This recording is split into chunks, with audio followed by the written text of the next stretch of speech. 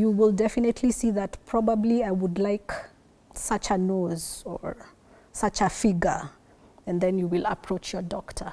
So I would attribute it to exposure, social media and internet, because when we were young, we didn't have mobile phones, we didn't have internet.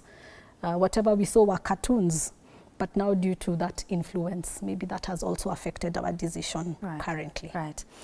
Eve, as founder, Evil Health and Fitness, we're having you here today as a fitness coach. And in your line of duty, Eve, you have encountered many, allow me to say women, because this is Hase, we're all about women. And I just want to know, most of them who come to you and seek your services and want, say, their certain parts of their body to be bigger or smaller, you know, what are some of the reasons they give? They could be doing it for them, they could be doing it for their men, they could be doing it because, you know, of society. What are some of the reasons that you get from these women?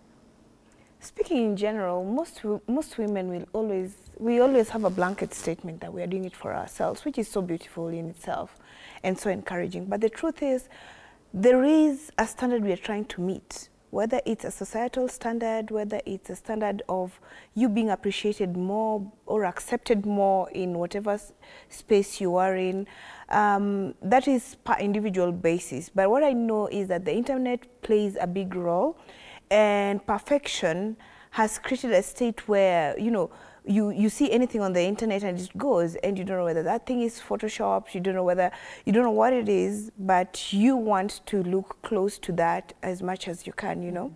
So with that, there has been a lot of pressure, but more pressure is on trying to, you know, meet these standards and be acceptable in the space you feel you reconcile how you look with how you want to look. You know, so once you're able to reconcile those two, you are more comfortable with yourself, you'll find your confidence level changes, your dressing changes, and your body language changes. So I think it's more or less, apart from, oh, I'm doing it for myself, which is a very beautiful place to begin. But the truth is, apart from doing it for yourself, there are people who surround you, and some people say things jokingly, and those things reach deep, you know, and sometimes you might be saying, oh, stop eating, you're big, stop eating, or, you know, you can say something in passing, and it really, probably it was the, you know, the person wanted to hear such, you know. That's true. That's true. Yeah. And or maybe you're saying it in a joke, you know, and you don't know to what limit that person has stretched to be who they are.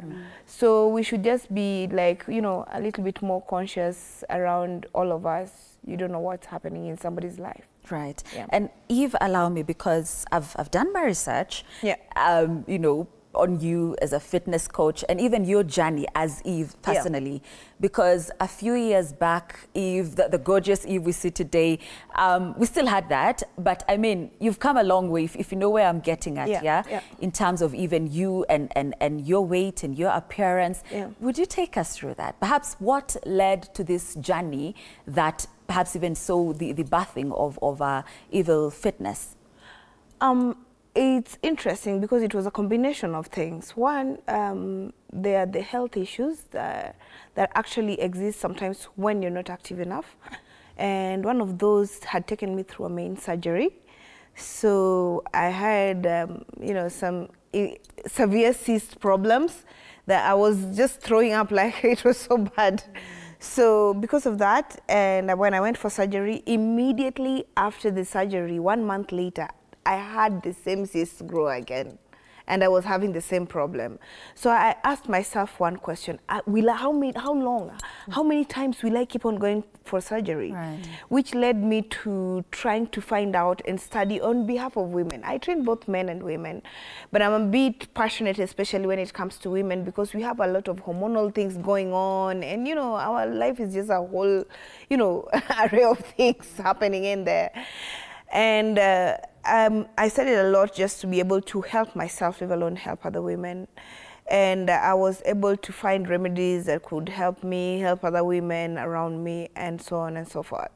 there was that bit. Also, there was a bit of how I wanted to look, because even though cysts triggered, and also the good thing is that my husband was active in himself. Yes, so, yes, I know that actually. Yeah, he was active. So if he was active, it was a good place to be, and which actually drove my mindset a little bit more.